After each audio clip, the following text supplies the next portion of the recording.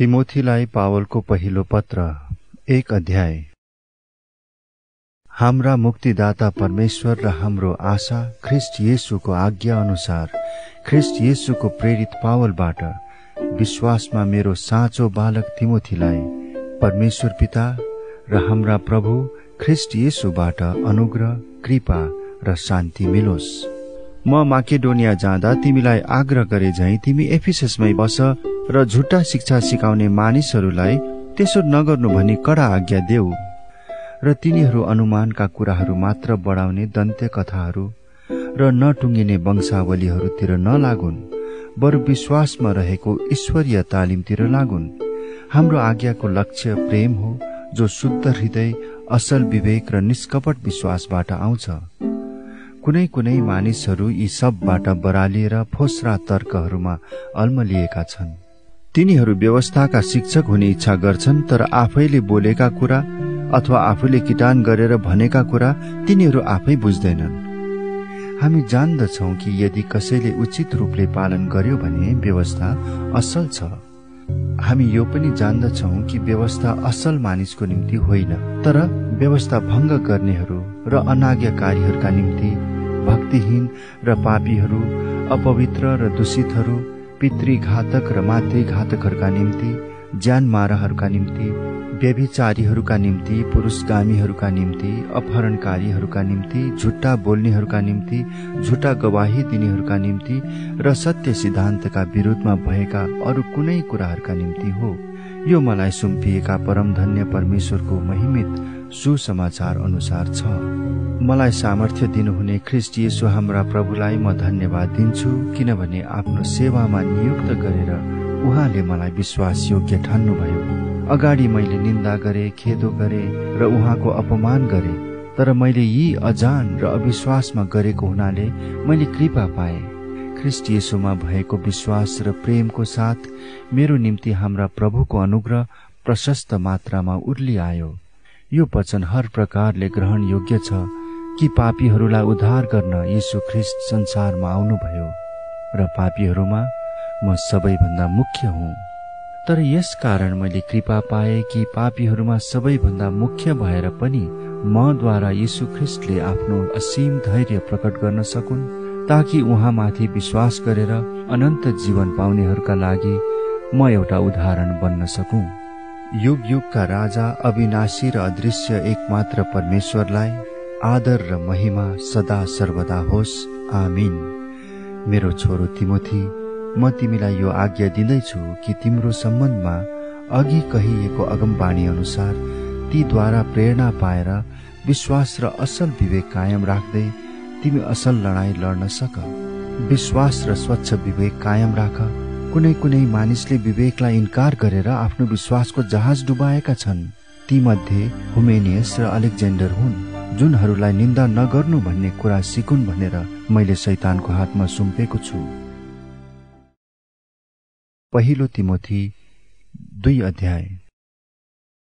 सर्वप्रथम म आग्रह गर्दछु कि सबै मानिसहरूका निम्ति नम्र निवेदन, प्रार्थना र मध्यस्थ बिन्ती र धन्यवाद चढाइयुन्, राजाहरू र सबै उच्च पदमा भएकाहरूका निम्ति पनि, ताकि हामी निर्धक्क र शान्तिपूर्ण भएर हर प्रकारले धार्मिक र आदरणीय जीवन बिताउन सकौं।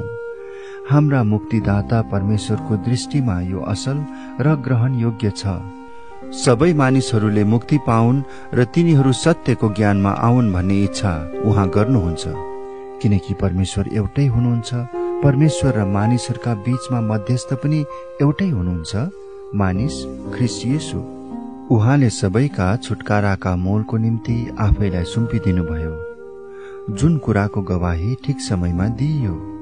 यसको खातिर म प्रचारक र प्रेरित नियुक्त भए र विश्वास र सत्यतामा अन्य जातिहरूका निम्ति चाहिँ शिक्षक। म साँचो भन्दछु, म ढाट्दिन। यसकारण सबै ठाउँमा पुरुषहरूले पवित्र हात उठाएर बिना क्रोध र बिना विवाद प्रार्थना गरून् भन्ने म चाहन्छु। यसै गरी म चाहन्छु कि स्त्रीहरूले सरलता र भद्रता साथ सुहाउँदो वस्त्र पहिरून्, केशको बढी श्रृंगार गरेर सुन, मोती र बहुमूल्य वस्त्रहरू पहिरेर होइन, तर असल कामद्वारा सुसज्जित होउन् जो परमेश्वरको भक्ति गर्ने स्त्रीहरूलाई सुहाउँछ। स्त्रीले पूर्ण दीनता साथ चुपचाप बसेर सिकुन्, तर स्त्रीले पुरुषलाई सिकाउने र पुरुषमाथि अधिकार जमाउने काममा म अनुमति दिन्न, तर तिनी चुपचापै रहुन्। किनभने आदम नै पहिले सृजिएका हुन्, त्यसपछि हव्वा। आदम छलिएका होइनन्, तर स्त्री चाहिँ छलिएर अपराधमा फसेकी हुन्। तरै पनि यदि तिनी सुशीलता साथ विश्वास, प्रेम र पवित्रतामा रहिन् भने बालक जन्ममा तिनी बचाइने छिन्। पहिलो तिमोथी 3 अध्याय। यो भनाइ विश्वास योग्य छ। यदि कुनै मानिसले बिशपको काम गर्ने चाहना गर्छ भने त्यसले असलै कामको इच्छा गर्छ। यसकारण बिशप चाहिँ कसैले दोष लगाउन नसक्ने एउटै पत्नीका पति, संयमी, समझदार, सम्मानित, अतिथि सत्कार गर्ने सुयोग्य शिक्षक हुन्। मतवाला र रिसा होइन, तर तिनी विनम्र, झगडा नगर्ने, धनको लोभ नगर्ने, आफ्नो घर राम्ररी चलाउन सक्ने र आफ्ना छोरा छोरीहरूलाई आदरपूर्वक आज्ञा पालन गर्ने बनाउन्। यदि कुनै मानिसले आफ्ना घरकाहरूलाई तह लगाउन जान्दैन भने तिनले परमेश्वरका मण्डलीको देखरेख कसरी गर्न सक्छ र? तिनी नयाँ विश्वासी नहोउन्, नत्रता घमण्डले फुलेर तिनी दियाबलसले पाउने दण्डमा पर्नेछन्। फेरि बाहिरकाहरूका दृष्टिमा पनि तिनी असल ठहरिनु पर्छ, नत्रता तिनी निन्दा र दियाबलसको पासोमा पर्नेछन्। त्यसै गरी डिकनहरू पनि गम्भीर हुनुपर्छ, दुई जिब्रे होइन, बढी मद्य पिउने र धनको लोभी होइन, तर तिनीहरू विश्वासको रहस्य शुद्ध विवेकमा कायम राख्ने हुनुपर्छ। पहिले तिनीहरूको जाँच पनि होस्, त्यसपछि तिनीहरूले आफैलाई दोषरहित प्रमाणित गर्न सके भने तिनीहरूले डिकनको सेवा गरून्। स्त्रीहरू पनि यही बमोजिम गम्भीर, अर्काको बदख्वाई नगर्ने, तर सबै कुरामा संयमी र विश्वास योग्य हुनुपर्छ। डिकन एउटै पत्नीका पति होउन्, आफ्ना छोराछोरीहरू र आफ्नो घरको प्रबन्ध राम्ररी मिलाउन सक्ने होउन्। किनकि डिकनले गर्नुपर्ने सेवा जसले राम्ररी गर्छन् तिनीहरूले आफ्ना निम्ति प्रतिष्ठा र ख्रीष्ट येशूमा भएको विश्वासमा पनि ठूलो भरोसा पाउनेछन्। तिमी कहाँ चाँडै आउने आशा राखेको छु, तर म यो तिमीलाई लेख्दछु ताकि कतै म ढिलाएँ भने पनि परमेश्वरको घराना जो जीवित परमेश्वरको मण्डली हो र सत्यको खामो र आड हो त्यहाँ कसरी चल्नुपर्छ सो तिमीले जानिराख। हामी स्वीकार गर्दछौ कि हाम्रो विश्वासको रहस्य अति महान छ। उहाँ स्वयं शरीरमा प्रकट हुनुभयो, पवित्र आत्माद्वारा धर्मी ठहरिनुभयो, स्वर्गदूतहरूबाट देखिनुभयो, जाति जातिहरूका माझमा प्रचारिनुभयो, संसारमा विश्वास गरिनुभयो, महिमामा माथि उचालिनुभयो। पहिलो तिमोथी 4 अध्याय।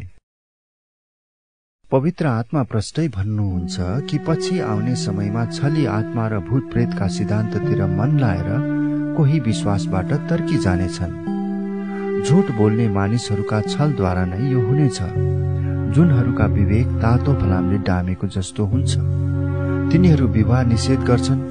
विश्वास गर्नेहरू र सत्य जान्नेहरूले धन्यवाद साथ ग्रहण गर्नुपर्ने परमेश्वरले सृजनु भएका भोजनहरूबाट अलग्ग बस्ने आदेश दिन्छन्। परमेश्वरले सृजनु भएको हरेक कुरा असल छ र धन्यवाद साथ ग्रहण गरे कुनै थोक पनि इन्कार गरिनु पर्दैन, किनभने त्यो परमेश्वरको वचन र प्रार्थनाले चोखो तुल्याइन्छ। यदि तिमीले भाइहरूका सामु यी शिक्षा राखिदियौ भने तिमीले अनुसरण गरेका असल सिद्धान्त र विश्वासको वचनमा पुष्ट भएर तिमी ख्रीष्ट येशूका असल सेवक हुनेछौ। भक्तिहीन र अर्थहीन कथाहरूदेखि एकदमै अलग बस।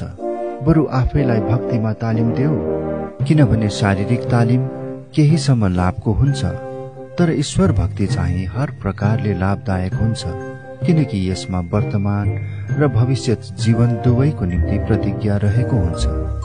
यो भनाइ निश्चित र सम्पूर्ण रूपले ग्रहण योग्य छ, किनकि यस उद्देश्यले हामी परिश्रम र प्रयत्न गर्दछौं, किनकि हाम्रो आशा जीवित परमेश्वरमा राखिएको छ, जो सबै मानिसका विशेष गरी उहाँमाथि विश्वास गर्नेहरूका मुक्तिदाता हुनुहुन्छ। यिनै कुराको आज्ञा देऊ र सिकाऊ। जवान छौ भन्दैमा कसैले तिमीलाई तुच्छ नठानोस्, तर विश्वासीहरूका अघि बोली वचन, आचरण र प्रेममा, विश्वासमा र शुद्धतामा तिमी एक उदाहरण बन। म नआउन्जेलसम्म धर्मशास्त्र पाठ गरी सुनाउनमा, प्रचार गर्नमा र शिक्षा दिनमा ध्यान देऊ। तिमीसँग भएका वरदानको अवहेलना नगर, जुन वरदान एल्डरहरूले तिनीहरूका हात तिमीमाथि राख्दा अगमवाणीद्वारा तिमीलाई मिलेको थियो। यी कर्तव्यहरू पालन गर, तिनीहरूमा नै लागे बस, ताकि तिम्रो प्रगति सबैले देखुन्। आफ्नो विषयमा र आफ्नो शिक्षाको विषयमा होशियार बस। यी कुरामा लागिरह। यसो गर्नाले तिमीले आफैलाई र शून्यहरूलाई समेत बचाउनेछौ। पहिलो तिमोथी 5 अध्याय। वृद्ध मानिसलाई नहप्काओ, तर तिनलाई बाबुलाई जस्तै गरी सम्झाओ। आफूभन्दा सानाहरूसँग भाइ समान व्यवहार गर। वृद्ध स्त्रीहरूसँग आमा झैं र युवतीहरूसँग चाहिँ सम्पूर्ण पवित्रता साथ बहिनी समान व्यवहार गर। जो साँच्चै नै विधवा हुन् तिनलाई आदर गर। कुनै विधवाका छोराछोरी वा नाति नातिनाहरू छन् भने तिनीहरूले सर्वप्रथम आफ्नै परिवारप्रति आफ्नो धार्मिक कर्तव्य पालन गर्न सिकुन् र आफ्ना मातापिताका उपकारको ऋण चुकाउन सकुन्, किनकि यो परमेश्वरको दृष्टिमा ग्रहणयोग्य हुन्छ। तर जो साँच्चै नै विधवा हुन् र तिनको कोही छैन भने तिनले परमेश्वरको आशा राख्दछिन् र रात दिन नम्र निवेदन र प्रार्थनामा लागिरहन्छन्। तर यदि तिनी सुख विलासमा मस्त रहन्छन् भने त तिनी जिउँदै मरेकी तुल्य हुन्। तिनीहरूलाई यी कुराको आज्ञा देऊ ताकि तिनीहरू दोषरहित होउन्। यदि कसैले आफन्तहरूको र विशेष गरी आफ्नै परिवारको पालन पोषण गर्दैन भने त त्यसले विश्वासलाई इन्कार गर्दछ र विश्वास नगर्नेहरू भन्दा पनि खराब हुन्छ। 60 वर्षदेखि माथिकी विधवा जसको एकचोटि मात्र विवाह भएको थियो तिनलाई मात्र विधवा सूचीमा राख। साथै तिनले असल काम गरेकी, छोराछोरीहरू हुर्काएकी, परदेशीहरूको सत्कार गरेकी, सन्तहरूका खुट्टा धोएकी, दुखीहरूको उपकार गरेकी र जुनसुकै पनि असल काममा ध्यान दिएकी साबित हुनुपर्छ। तर कम उमेरका विधवाहरूको नाउँ चाहिँ विधवा सूचीमा नलेख, किनकि जब तिनीहरूको काम वासनाले तिनीहरूलाई ख्रिस्टबाट टाढा लान्छ तब तिनीहरूले विवाह गर्ने इच्छा गर्छन्। यसरी आफ्नो पहिलो वाचा भङ्ग गरेको कारण तिनीहरू दण्डमा पर्छन्। त्यसबाहेक तिनीहरू घर घर डुल्ने भई अल्छी गर्ने मात्र होइन, तर कुराउटे, अर्काको काममा हात हाल्ने, बोल्न नहुने कुराहरू बोल्ने हुन्छन्। यसकारण कम उमेरका विधवाहरूले विवाह गरून्, छोराछोरीहरू पाउन्, घरबार सम्हालुन् र विरोधीलाई हाम्रो बदनाम गर्ने मौका नदिउन् भन्ने म चाहन्छु, किनकि कोही कोही त अघि नै शैतानतर्फ गएका छन्। यदि विश्वासी स्त्रीका कोही आफन्तहरू विधवा छन् भने तिनले उनीहरूलाई सघाउन् र मण्डलीमाथि कुनै बोझ नपरोस् र मण्डलीले चाहिँ विधवाहरूलाई सहायता दिन सकोस्। मण्डलीको असल देखरेख गर्ने एल्डरहरू दोबर आदरका योग्य हुन्छन्, विशेष गरी जसले वचनको प्रचार र शिक्षामा परिश्रम गर्छन्। किनभने पवित्र शास्त्र भन्छ, दाई गर्ने गोरुको मुखमा मोहलो नलगाउनु र श्रमिकले आफ्नो कामको ज्याला पाउनुपर्छ। 2 वा 3 साक्षीको गवाही बाहेक एल्डरको विरुद्धमा लागेको आरोप कहिले स्वीकार नगर। पापमा लागिरहनेहरूलाई सबैका सामु हप्काओ र यसरी अरूहरू पनि डराउने छन्। परमेश्वर र ख्रिस्ट येशूको सामु र चुनिएका स्वर्गदूतहरूका सामु म तिमीलाई कडा आज्ञा दिन्छु, कुनै भेदभाव वा पक्षपात नगरी यी नियमहरू तिमीले पालन गर। कसैमाथि हात राख्ने काममा हतार नगर, कुनै मानिसको पापमा सहभागी नहो, आफूलाई पवित्र राख। अघि जस्तो पानी मात्र खाने नगर, तर तिम्रो पेटको लागि र घरिघरि बिरामी भएकोले गर्दा अलिअलि दाखमध्य पिउने गर। कुनै कुनै मानिसका पापहरू त सोझै इन्साफमा पुग्ने गरी प्रत्यक्ष हुन्छन्, तर अरू कतिका पापहरू पछि मात्र देखा पर्छन्। त्यसै गरी असल कामहरू त प्रत्यक्ष हुन्छन् र जो प्रत्यक्ष छैनन् ती पनि गुप्तमा रहन सक्दैनन्। पहिलो तिमोथी 6 अध्याय।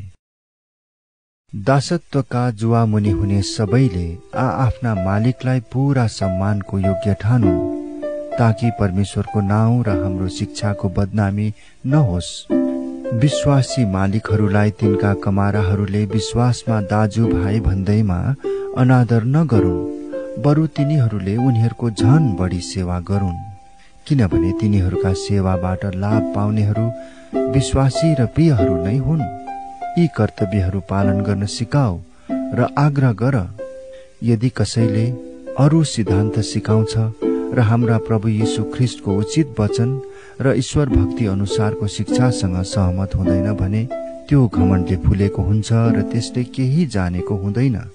त्यसले व्यर्थको वाद विवाद गर्छ र एक एक शब्द लिएर झगडा गर्न खोजी हिँड्छ। यी कुराहरूले डाह, कलह, बदनामी र खराब शंकाहरू उत्पन्न गराउँछन् र बुद्धि भ्रष्ट भएका र सत्यबाट अलग भएका मानिसहरूका माझमा कचिङ्गल उठाउँछन्। अनि भक्ति चाहिँ फाइदा उठाउने उपाय हो भने तिनीहरू ठान्छन्। सन्तुष्टि सहितको भक्ति नै ठूलो लाभ हो, किनकि हामीले न त यस संसारमा केही ल्यायौं न यहाँबाट केही लैजान नै सक्छौं। तर खान र लाउनसम्म छ भने हामी त्यसैमा सन्तुष्ट हुनेछौं। तर धनी हुने इच्छा गर्नेहरू परीक्षामा पर्छन्, पासोमा फस्छन् र धेरै अर्थहीन र दुःखदायी इच्छाहरूमा डुब्छन्, जसले मानिसहरूलाई बर्बादी र सर्वनाशमा डुबाउँछन्। किनभने रुपियाँ पैसाको मोह नै सबै किसिमका खराबीको जड हो। पैसाको लोभमा परेर कोही कोही विश्वासबाट कुमार्गतिर लागेका छन् र धेरै पीडाले तिनीहरूका हृदय घुँचेका छन्। तर परमेश्वरका जन, तिमीले यी सबै त्याग र धार्मिकता, भक्ति, विश्वास, प्रेम, स्थिरता र नम्रताको लक्ष्य राख। विश्वासको उत्तम लडाईँ लड, अनन्त जीवन पक्री राख। यसैमा तिमीलाई बोलावट भएको थियो जब तिमीले धेरै साक्षीहरूका उपस्थितिमा तिम्रो विश्वासको असल साक्षी दिएका थियौ। सबै थोकलाई जीवन दिनुहुने परमेश्वर र पन्तियस पिलातसको अगाडि असल गवाही दिनुहुने ख्रिस्ट येशूको सामने म तिमीलाई आदेश दिँदछु कि प्रभु येशू ख्रिस्ट देखा नपरुन्जेल यस आज्ञालाई कलंक र अपवादबाट अलग राख। अनि धन्य र सर्वोच्च राजाहरूका महाराजा, प्रभुहरूका महाप्रभुले उचित समयमा ख्रिस्टको आगमनलाई प्रकट गर्नुहुनेछ। उहाँमा नै अमरत्व छ र उहाँ त्यस ज्योतिमा वास गर्नुहुन्छ जसको नजिक कोही जान सक्दैन। उहाँलाई कुनै मानिसले कहिल्यै देखेको छैन, न देख्न सक्छ। उहाँलाई नै आदर र पराक्रम सदा सर्वदा होस्। आमीन। यस संसारका धनीहरूलाई घमण्डी नहुने आज्ञा देऊ र अनिश्चित सम्पत्तिमा होइन, तर हामीलाई हरेक थोक प्रशस्तसँग उपभोग गर्न दिनुहुने परमेश्वरमाथि तिनीहरूले आशा राखुन्। तिनीहरूले असल कार्य गरून् र असल कामहरूमा धनी, उदारचित्त र दानी होउन्। यसरी आफ्नै लागि भविष्यको असल जग बसाल्न सकुन्, ताकि तिनीहरूले त्यो जीवन पक्री राखुन् जो साँच्ची नै जीवन हो। तिमोथी, जे तिमीलाई सुम्पिएको छ त्यो सुरक्षित राख। भक्तिहीन गन्थन र खण्डनहरू जो झुटो ज्ञान हो तिनलाई परित्याग गर। यी कुराहरूका पछि लागेर कतिजना आफ्नो विश्वासको लक्ष्यबाट चुकेर गएका छन्। तिमीसँग अनुग्रह रहोस्।